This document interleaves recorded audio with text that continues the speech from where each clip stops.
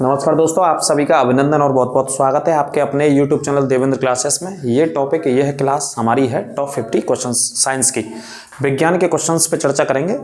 विज्ञान के भी हैं और ज्योग्राफी के भी हैं, मतलब मिक्स क्वेश्चंस हैं। तो अंत तक बने रहें और देखें। इसमें से उम्मीद करूंगा कि 2 नंबर आपके पक्के हैं इस क्लास से, इस सेगमेंट से, है ना। तो अंत तक रहे मेरे साथ। वीडियो में काफ़ी मोस्ट इंपॉर्टेंट क्वेश्चंस हैं और क्लास को शेयर कर दें ज़्यादा से ज़्यादा। तो देखते हैं पहला प्रश्न। देखिए, जंग से बचाने के लिए लोहे पर, है ना, जैसे देखा होगा आपने, लोहे पर जंग लग जाती है कंप्यूटर जी। तो जंग से लोहे को बचाने के लिए क्या काय की परत लगाते हैं लोहे पर? जस्ता की। काय की परत चढ़ाई जाती है, जस्ते की परत चढ़ाई जाती है ना। इस परत को क्या बोलते हैं? गैल्वेनाइजेशन बोलते हैं। गैल्वेनाइजेशन बोलते हैं इस परत चढ़ाने की प्रक्रिया को। जस्ता की जो परत चढ़ाई जाती है, इस प्रोसेस को गैल्वेनाइजेशन बोलते हैं ना। जैसे लोहा होता है, लोहे पर आमतौर पर जंग आ जाती है, भैया आप जानते ही हैं। तो जंग से बचाने के लिए जस्ता की परत चढ़ाई जाती है लोहे को, ठीक है, नंबर 1। दूसरा, ओजोन परत को जो नुकसान होता है सबसे ज़्यादा, वो कौन सी गैस करती है? CFC gas. जो ओजोन परत है हमारी, जो समताप मंडल में पाई जाती है। ओजोन परत कौन से मंडल में पाई जाती है? समताप मंडल में पाई जाती है। जो लिख लेना, ओजोन परत कौन से मंडल में? समताप मंडल में पाई जाती है ना। समताप मंडल में पाई जाती है। तो इस ओजोन परत को जो नुकसान हो रहा है सबसे ज्यादा, वो इस गैस से होता है, CFC गैस से होता है भाई साहब, है ना। इसकी फुल फॉर्म लिख लेना, क्लोरोफ्लोरोकार्बन इसकी फुल फॉर्म होती है, क्लोरोफ्लोरोकार्बन, है ना। फ्रीज और AC होते हैं ना, उनसे निकलती है ये गैस। कहाँ से निकलती है? AC और फ्रीज वगैरह से। तो सबसे ज्यादा नुकसान करती है किसको? ओजोन परत को। ओजोन दिवस कब मनाते हैं? 16 सितंबर को। ओजोन दिवस, विश्व ओजोन दिवस 16 सितंबर को मनाते हैं, क्योंकि पहला सम्मेलन 16 सितंबर 1987 को हुआ था कनाडा में इसका। तो तभी से विश्व ओजोन दिवस मनाते हैं 16 सितंबर को, याद रखना। हंसाने वाली गैस कौन सी है? Nitrous oxide. इसका सूत्र भी लिख दिया हमने, N2O। सूत्र क्या होता है इस गैस का? N2O। हंसाने वाली गैस नाइट्रस ऑक्साइड कहा जाता है। हंसाने वाली गैस कंप्यूटर जी, नाइट्रस ऑक्साइड। जैसे गोबर गैस होती है, इसी को क्या बोलते हैं? बायोगैस भी बोलते हैं इसी को। गोबर गैस और बायोगैस एक ही बात है ना, दोनों को आपस में। इसमें जो प्रमुख गैस होती है वो कौन सी होती है? मीथेन होती है। मीथेन का फॉर्मूला अगर तुमने पढ़ के आए हो तो CH4 होता है। केमिस्ट्री में आपने पढ़ा होगा, मीथेन का फॉर्मूला CH4 होता है ना। CH4 होता है, बिल्कुल सही है, कोई दिक्कत नहीं। तो मीथेन गैस इसमें सबसे ज्यादा गोबर गैस या बायोगैस में पाई जाती है। अम्लीय वर्षा, या इसको क्या बोलते हैं? एसिड रेन, इंग्लिश में एसिड रेन बोलते हैं। या क्या बोल सकते हैं इसको? तेजाबी वर्षा।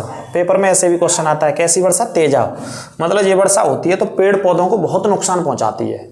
इवन नदियों में रहने वाली मछलियों को भी बहुत नुकसान पहुंचाती है। इस वजह से तेजाबी वर्षा, एसिड रेन या अम्लीय वर्षा। अब अम्लीय वर्षा कैसे होती है? देखो, सल्फर डाइऑक्साइड और नाइट्रोजन ऑक्साइड के मिलने से, इन दोनों के मिलने से ही अम्लीय वर्षा होती है, यानी कि तेजाबी वर्षा। जब वर्षा होती है, जब इसकी पृथ्वी पर बूंदें आती हैं वर्षा के रूप में, तो ये नुकसान पहुंचाती है सबसे ज्यादा वृक्षों को, पेड़ों को, पौधों को, इमारतों को। जैसे ताजमहल का उदाहरण बताऊं तो ताजमहल पर यदि एसिड रेन हो रही है, इन दोनों के मिलने से, जैसे सल्फर डाइऑक्साइड और नाइट्रोजन ऑक्साइड दोनों मिल जाती हैं, तो उसे अम्लीय वर्षा कहते हैं। तो सबसे ज्यादा सफेद संगमरमर की जो इमारतें हैं उनको नुकसान होता है। उदाहरण के तौर पर ताजमहल को इससे बहुत नुकसान होता है, एसिड रेन से, यानी कि अम्लीय वर्षा से। जो सफेद रंग है उसका, वो रंग उड़ गया है, इससे रंग उसका खत्म होता जा रहा है, पीलापन होता जा रहा है, पीला रंग हो गया है उसका लगभग, आप देखेंगे तो। जब शाहजहां ने बनवाया तो इसमें सफेद संगमरमर का इस्तेमाल किया। संगमरमर का सबसे ज्यादा उत्पादन राजस्थान करता है, और राजस्थान का मकराना में तकरीबन 850 खदानें हैं, खाने हैं, जहां से पत्थर निकाला जाता है पर डे, ठीक है, 850। तो वहीं से मंगाया गया था। उस समय शाहजहां के शासनकाल के समय शाहजहां ने इसका निर्माण शुरू कराया था 1632। लगभग 20 साल लग गई थी। 1631 से शुरू हुआ था, 31-32 से, तो 20 साल लग गई थी 1652 तक इसका निर्माण कंप्लीट हो पाया था। लगभग 20,000 मजदूर पर डे इसमें काम करते थे। उस्ताद ईसा खां इसका मुख्य मिस्त्री था, और उस्ताद अहमद लाहौरी इसका मुख्य स्थापत्य कलाकार था, आर्किटेक्ट वाला, जिसने डिजाइन बताया कि ताजमहल का किस तरीके से डिजाइन होना है ना। तो ये आपको पॉइंट याद रखने हैं। तो उसका पीलापन का कारण ये वाली वर्षा है, अम्लीय वर्षा, नोट कर लेना। आगे बात करते हैं सीसा भंडारण बैटरी। बैटरी होती है ना, तो बैटरी के अंदर क्या पाया जाता है? इसे सीसा भंडारण बैटरी कहते हैं। तो सल्फ्यूरिक अम्ल सबसे ज्यादा बैटरियों में पाया जाता है। बैटरी सामान्यतः जो गाड़ियों में इस्तेमाल होती है, बड़ी बड़ियों में, उन्हीं बैटरी की मैं बात कर रहा हूं। तो बैटरियों में क्या होता है, सल्फ्यूरिक अम्ल, क्या बोलते हैं इसको, H2SO4, ये इसका फॉर्मूला है, H2SO4 सल्फ्यूरिक अम्ल। अगला है एल्युमिनियम का प्रमुख जो अयस्क होता है, यानी कि एल्युमिनियम में से जो बनाया जाता है, एल्युमिनियम का प्रमुख जो प्रकार होता है, अयस्क बोलते हैं। अयस्क मतलब उसका पार्ट, तो क्या होता है, बॉक्साइट। ये एल्युमिनियम से ही बनाया जाता है, बॉक्साइट इसका प्रमुख अयस्क होता है। इसका सूत्र भी लिखा है Al2O3 इसका सूत्र होता है। सूत्र मत लिखना, केमिस्ट्री की क्लास नहीं चल रही है, लेकिन फिर भी कभी कभी पेपरों में देखने को मिल जाते हैं। और बॉक्साइट का सबसे ज्यादा जो उत्पादन होता है वो उड़ीसा करता है। भारत में खनिजों में बॉक्साइट का सबसे ज्यादा उत्पादन उड़ीसा। और बॉक्साइट किसका अयस्क है, एल्युमिनियम का अयस्क है बॉक्साइट। ठीक है, ये नोट कर लेना।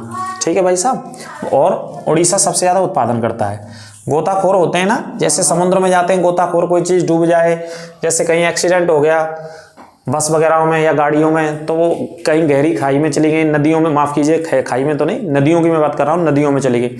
अब नदियों में पानी के अंदर लोग डूब गए यात्री, अब उनको निकालने ढूंढने के लिए कौन जाएंगे, गोताखोर जाएंगे, जिनको तरकीब है तैरने की, जो गहराई में जा सकते हैं। तो गोताखोर भी जाते हैं तो सांस लेते हैं पानी के अंदर। तो सांस लेने के लिए समुद्र में जब उतरते हैं या किसी नदी में जब उतरेंगे तो हीलियम और ऑक्सीजन, इन दोनों गैसों का मिश्रण होता है सिलेंडर को, जो गोताखोर के पीठ पे होता है, जो समुद्र में आपने देखे होंगे टीवी में, बहुत सारी चीज़ों में जाते हुए। तो हीलियम और ऑक्सीजन गैस का मिश्रण होता है, गोताखोर तब समुद्र में जाते हैं, है ना। ये पॉइंट कई बार आता है। इन दोनों गैसों के माध्यम से वो सांस लेते हैं और अंदर जाते हैं बहुत गहराई तक। ठीक है सर। अगला प्रश्न है, ग्रीन हाउस प्रभाव में मुख्य गैस कौन सी होती है, तो कार्बन डाइऑक्साइड। ग्रीन हाउस जो प्रभाव होता है उसमें जो मुख्य गैस है कार्बन डाइऑक्साइड, इसे क्या बोलते हैं, CO2, कार्बन डाइऑक्साइड, है ना।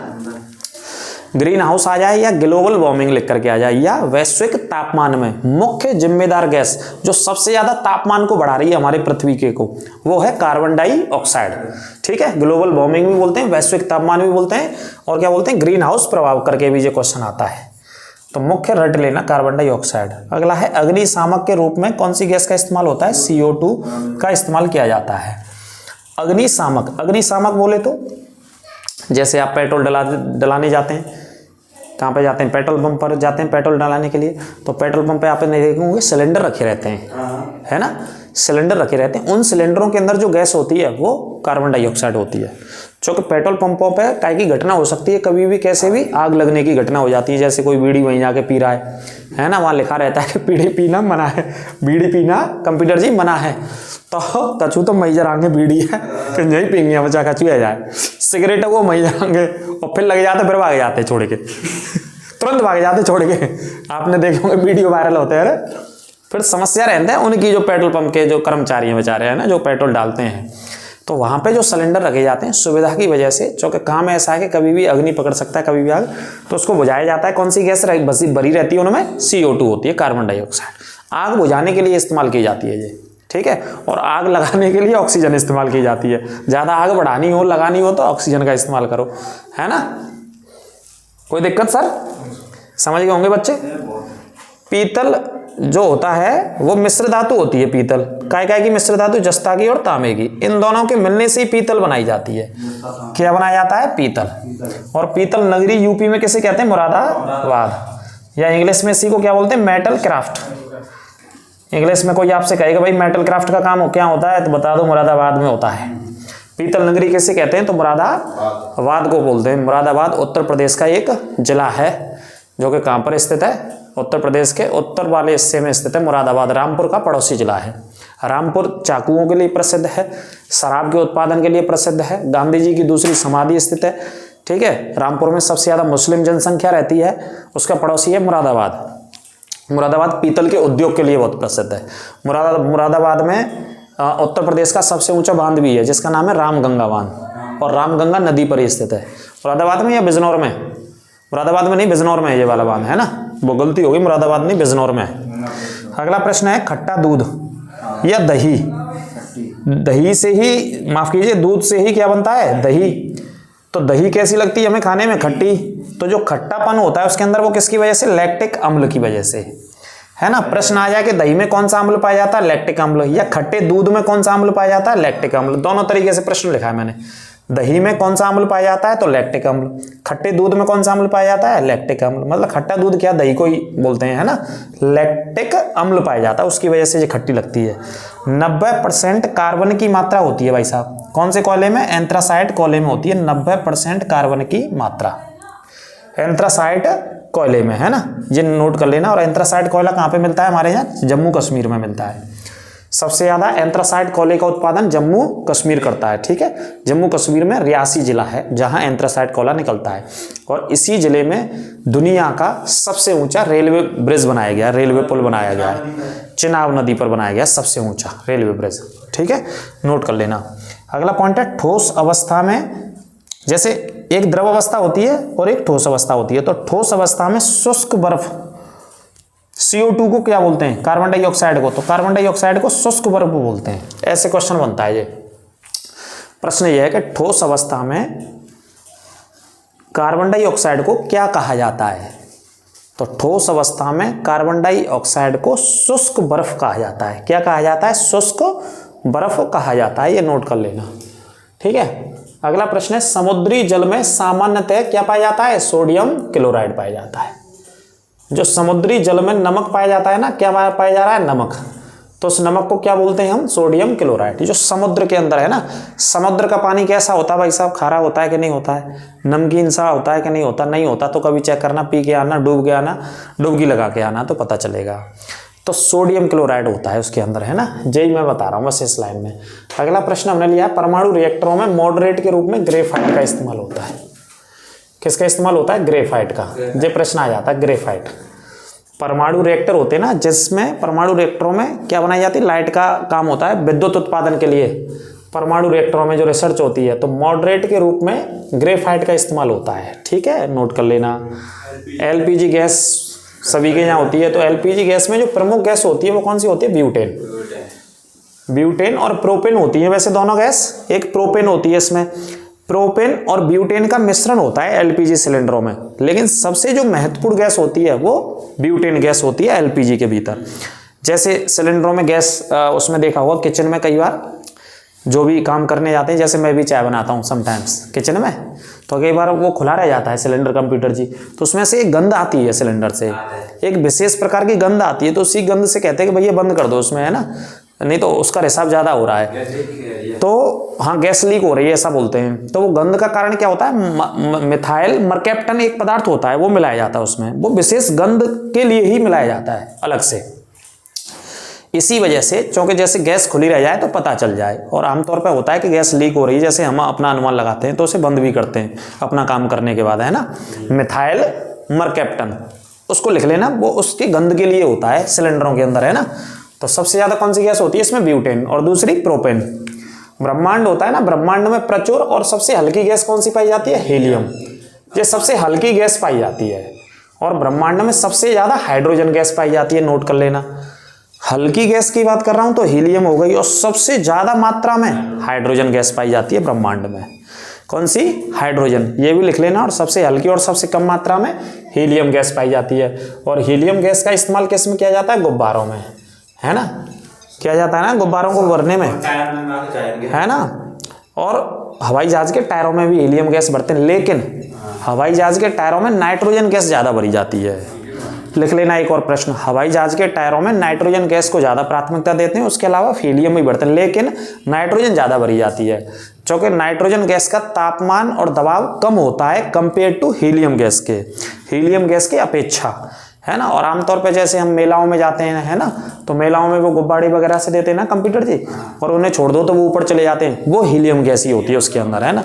वो फिर मिलते नहीं है, वो मिलने चले जाते हैं किसी अपने मित्र से, है ना, और घूमते रहते हैं। हम एक छत से दूसरी छत पे, गलती से जैसे छूट गया, अब कष्ट करके तो मेला में से गुब्बारा लेके आए, वो भी हीलियम गैस वाला, अब गलती से हमारे हाथ से छूट गया तो फिर वो उड़ गया तो उड़ गया, वो तो वो हाथ में थोड़ी नहीं आएगा, तो उसमें हीलियम गैस होती है। लेकिन हवाई जहाज के टायरों में कौन सी होती है? Nitrogen gas.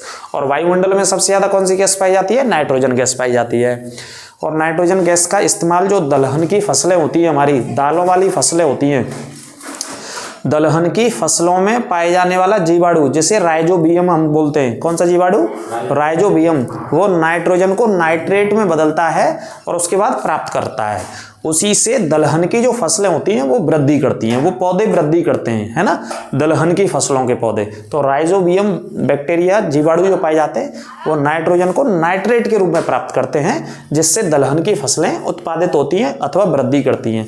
दालों का सबसे ज़्यादा उत्पादन, दलहन का सबसे ज़्यादा उत्पादन मध्य प्रदेश करता है भारत में। सभी प्रकार की दालों की खेती एमपी सबसे ज़्यादा करता है ना। और सरसों की सबसे ज़्यादा खेती, जैसा कि आपको पता ही है, शॉर्ट्स आपने देखा होगा, राजस्थान करता है। ठीक है, इस तरीके के शॉर्ट्सों की, और हमारे व्यूअर्स की डिमांड आई है कि सर ऐसे कहीं आप जाते हैं तो बना दिया करो, बता दिया करो। जैसा कि उसमें हमने मिट्टी के बारे में बता दिया, सरसों की खेती के बारे में, रिसर्च के बारे में, अनुसंधान के बारे में, है ना। अब आगे हमारा टूर कभी भी किसी भी फसल के लिए हो सकता है, तो बताएंगे। एक और नेक्स्ट शॉर्ट्स मिलेगा बहुत अच्छा आपको फसलों के विषय में, और वो भी रबी की या खरीफ की फसल हम आपको बता सकते हैं। रबी की बताएंगे अभी। तो चींटी होती है, चींटी और बिच्छू के डंक में, चींटी के भी डंक में और बिच्छू के भी डंक में एक अम्ल पाया जाता है। इसे क्या बोलते हैं? फॉर्मिक अम्ल पाया जाता है। इनके डंकों में जो अम्ल पाया जाता है, अम्ल इंग्लिश में क्या बोलते हैं इसको? एसिड। एसिड का मतलब क्या होता है? ज्यादा हिंदी में बोलेंगे तो तेजाब, है ना भाई। तेजाब कहीं पड़ेगा तो लगेगी नहीं लगेगी, नुकसान होगा नहीं होगा? बिल्कुल होगा। तो चींटी या बिच्छू खा जाए तो कितनी तेज लगती है, और बिच्छू खा जाए तो ज्यादा तेज। तो इनके डंक में क्या पाया जाता है? ये अम्ल पाया जाता है। इसे बोलते हैं फॉर्मिक अम्ल बोलते हैं। इसे रट लेना भाई साहब, याद कर लेना, है ना, अच्छे से। ये इस तरीके के क्वेश्चंस आने वाली जो रेलवे की भर्ती हैं, 1 से 1.5 लाख वैकेंसीज आ रही हैं रेलवे की, चूँकि भारत सरकार मेहरबान हो रही है बच्चों के ऊपर, इस वजह से, चूँकि चुनाव आ गया है ना, चूँकि चुनाव में उसको खुद मेहरबान होना है जनता के वोटों के ऊपर। जनता से वोट चाहिए तो वैकेंसी देनी पड़ेंगी, बाकी फिर वो 5 साल कम्बल ओढ़ के सो जाएंगे, है ना। 5 साल में ही वैकेंसी देते हैं एक बार। इस वजह से सरकार अभी मेहरबान है, फिर जनता को मेहरबान करवाने के लिए जो ट्विटर कैंपेन चलाना पड़ता है सालों सालों लगातार। तो वैकेंसी आने वाली, तो उसमें इस तरीके के क्वेश्चंस रेलवे में काम आएंगे बहुत सारे। देखो, कार्बन का सबसे कठोर रूप, अपरूप क्या होता है? ये शब्द है अपरूप, तो हीरा होता है कार्बन का सबसे कठोर अपरूप। हाँ हाँ, धातु के रूप में हीरा, है ना, डायमंड। हीरे का सबसे ज्यादा उत्पादन भारत में, हीरे का सबसे ज्यादा भारत में उत्पादन कहाँ पे होता है? कौन सा राज्य करता है? तो सबसे ज्यादा उत्पादन झारखंड में होता है, और माफ कीजिए, झारखंड में नहीं, मध्य प्रदेश में। और मध्य प्रदेश में पन्ना की खान, एमपी में ही तो है कंप्यूटर जी, एमपी में पन्ना की खान में सबसे ज्यादा हीरा निकाला जाता है। इस पॉइंट को नोट कर लेना। और व्यापारिक रूप से हीरे की जो कटाई होती है या हीरे पे जो पॉलिश होती है वो सूरत में होती है भारत में सबसे ज्यादा। दुनिया का सबसे बड़ा आभूषण केंद्र यानी कि कॉर्पोरेट सेंटर भी सूरत में अभी प्रधानमंत्री जी ने उद्घाटन किया था। दुनिया का सबसे बड़ा बिल्डिंग बनी है जिसमें हीरे का ही काम होता है, व्यवसायिक तौर पर, कॉमर्शियल तौर पर, व्यापारिक तौर पर, है ना। ये भी नोट कर लेना आप। कोई दिक्कत समस्या हो तो कमेंट करके पूछ सकते हैं, अदरवाइज क्लास को ज्यादा से ज्यादा शेयर करिए और लाइक करना ना भूलें। पृथ्वी की परत होती है, जिस परत पे आप रह रहे हैं उसको क्या बोलते हैं हम? क्रस्ट, या क्या बोलते हैं? भूपर्टी। भूपर्टी में सर्वाधिक क्या पाया जाता है? तो सर्वाधिक ऑक्सीजन पाई जाता है। सबसे ज्यादा पृथ्वी पे ऑक्सीजन। ऑक्सीजन नहीं होगा तो सांस कहां से लेंगे भाई साहब? भाई जो जनता जीवित है वो ऑक्सीजन से तो जीवित है। 20% के आसपास ऑक्सीजन पाई जाती है वायुमंडल में, लेकिन जो भूपट्टी पे पाई जाती है वो अलग परसेंटेज है उसका, है ना। 20% तो वायुमंडल वाली है, लेकिन सबसे ज्यादा पाई जाती है भूपट्टी पे भी ऑक्सीजन। ऑक्सीजन का फॉर्मूला O2 ही होता है ना, O2 बोलते हैं ना ऑक्सीजन को। हाँ, जिप्सम को देखो, जैसे जिप्सम को गर्म करते हैं ना, तो गर्म करने पर क्या प्राप्त होता है हमको? Plaster of Paris. Plaster of Paris प्राप्त होता है। और इसी को एक और नाम में क्या बोलते हैं केमिस्ट्री में? कैल्शियम सल्फेट भी कहते हैं। कैल्शियम सल्फेट इसके रासायनिक नाम के तौर पर पढ़ लेते हैं। जैसे हड्डी टूट जाए तो क्या कराना पड़ता है? प्लास्टर। तो प्लास्टर इसी से होता है, प्लास्टर ऑफ पेरिस से। घरों में पीओपी होती है ना डिजाइन के लिए, पीओपी का इस्तेमाल होता है, ये इस्तेमाल होता है पीओपी जब कराते हैं, प्लास्टर ऑफ पेरिस।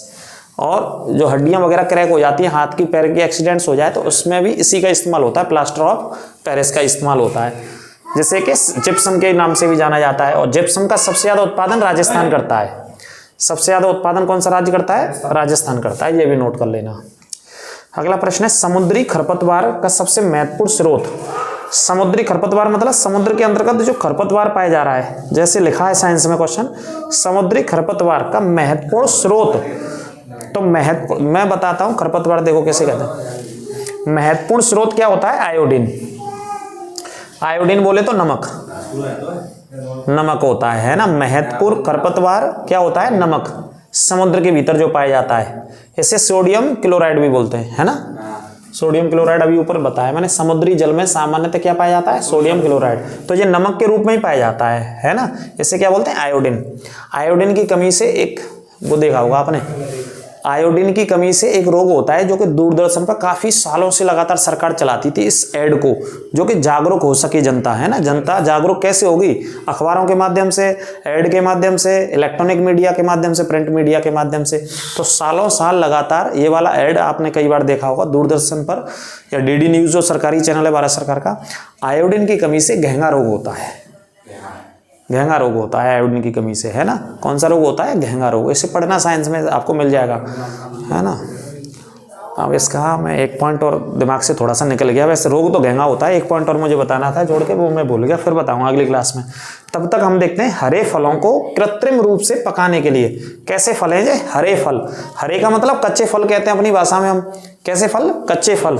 कच्चे फल जैसे मान लो मैं कच्चे फल की मैं बात कर रहा हूँ, आमों की बात कर रहा हूँ, कच्चे आम भी आते हैं, या मैं केला की बात कर रहा हूँ, जैसे कच्ची केला होती है ना। कंप्यूटर जी कहते हैं कि हमारे साथ मजा नहीं आया केला खाने में, कच्ची केला लेके आया। अब मैं उस ठेल वाले से लड़ूंगा कि कच्ची केला क्यों लाया वो, है ना। आम भी कच्चे होते हैं कई बार। तो इन कच्चे आम की बात करूं या केला को पकाने के लिए, फलों को पकाने के लिए, हरे फलों को पकाने के लिए कृत्रिम रूप से गैस का इस्तेमाल किया जाता है, और उस गैस का नाम है एथिलीन गैस। ये एथिलीन गैस फलों को पका देती है भाई साहब। जैसे आप कभी जाइएगा, आम यहाँ पर रखे जाते हैं या केला वगैरह बहुत बड़े पैमाने पर दक्षिण भारत से आती है। केले का सबसे ज़्यादा उत्पादन भारत में दक्षिण भारत करता है, जैसे केरल और तमिलनाडु में होता है केला का उत्पादन, वहाँ से हमारे यहाँ नॉर्थ इंडिया में आती है। तो बड़े बड़े कोल्ड स्टोरेज होते हैं, उन कोल्ड स्टोरेज में केला को रखा जाता है, क्योंकि कच्ची केला आती है ट्रकों से, है ना, परिवहन के माध्यम से, ट्रांसपोर्ट के माध्यम से। अब उन कोल्ड स्टोरेजों में चूंकि कच्ची केला आई है तो उसको पकाया जाएगा, तभी तो वो मार्केट में जाएगी। अब जो कोल्ड स्टोरेज होते हैं ना, तो उनके अंदर, कोल्ड का मतलब ठंडा, ठंडी रखी जाती है, उनके अंदर जो गैस रहती है वो कौन सी गैस रहती है, एथिलीन। वो गैस उनको पकाती है कृत्रिम रूप से, है ना। वही वाला प्रश्न है, याद रखिएगा, कृत्रिम रूप से पकाती है एथिलीन गैस। अगला प्रश्न लिया है कृत्रिम वर्षा। ये बड़ी चर्चा में था अभी पिछले 2 महीने पहले, अक्टूबर के महीने में, सितंबर और अक्टूबर में इतना ज़्यादा पॉल्यूशन हो गया था पर्यावरण में, इतना ज़्यादा धुआं हो रखा था वहाँ पे। तुम भी कर देना पुलिस के पेपर का धुआं, चिंता ना करो। अभी 3 महीने पहले दिल्ली में था, लेकिन आप 17 और 18 को धुआं उड़ा देना। और जो जितनी भी क्लासेस हमने पढ़ाई है, क्वेश्चन यहीं से आएगा 100%, ये हमारी गारंटी है। देख लेना हमारी सारी क्लासेस को, ठीक है। जितनी भी जीएस की पढ़ा रखी है और इवन हिंदी की भी पढ़ा रखी है, वहीं से क्वेश्चन बाहर नहीं जाएगा। धुआं कर देना भाई साहब। तो धुआं हो रखा था दिल्ली में अभी 2-3 महीने पहले। दिल्ली के पड़ोसी राज्य कौन से हैं, जैसे पंजाब और हरियाणा। पंजाब और हरियाणा में पराली जलाने से, मतलब फसलों के अवशेष में, वहाँ के किसान क्या करते हैं, आग लगा देते हैं। अब वो आग लग करके क्या आ रही है, इधर आ रही है दिल्ली के अंदर। तो दिल्ली के अंदर इतना प्रदूषण, इतना पॉल्यूशन हो गया कि समस्या खड़ी हो गई। दिल्ली की सरकार हाईकोर्ट गई, वहाँ पे हाईकोर्ट से अनुमति मांगी वहाँ के से कि सर हमें वो कौन सी रेन कराने दो, कौन सा पॉइंट है, कृत्रिम वर्षा कराने की अनुमति दी जाए।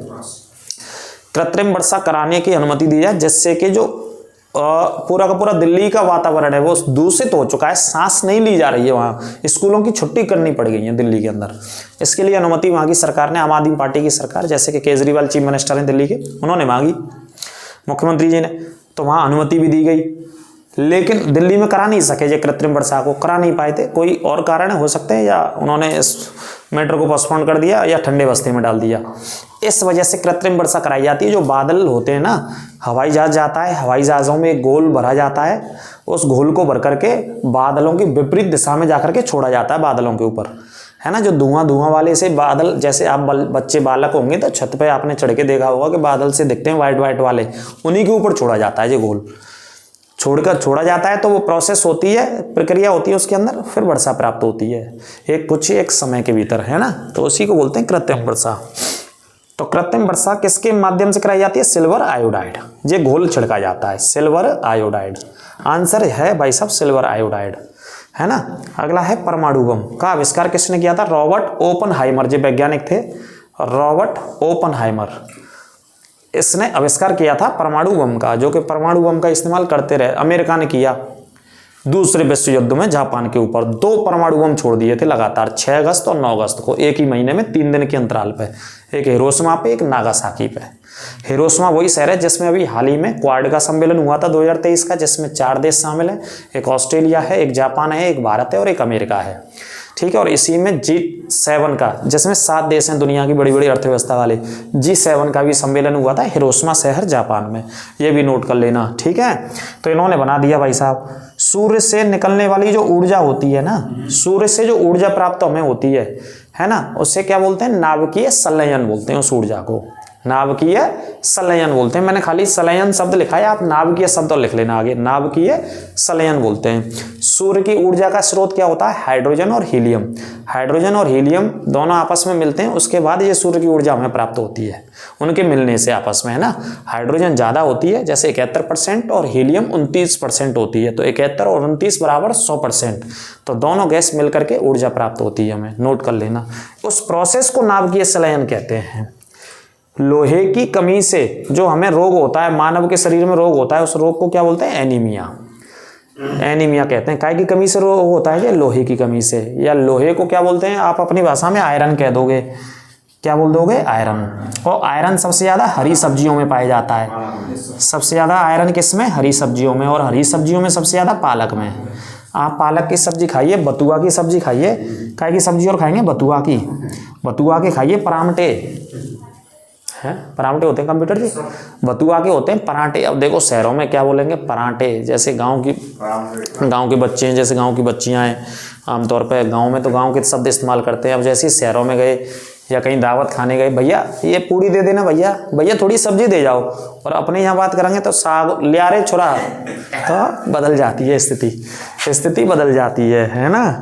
तो लोहे की कमी होती है अगर इन सब्जियों को हम नहीं खा रहे हैं तो भाई साहब, आयरन की कमी होती है, और खाएंगे तो आयरन की भरपूर मात्रा होती है। और जब कमी हो जाती है, जैसे हरी सब्जियां हमने नहीं खाई, पालक हमने नहीं खाया, बथुआ के परांठे नहीं खाए हमने, परामठे नहीं खाए, तो तो काय की बीमारी है गई, एनीमिया।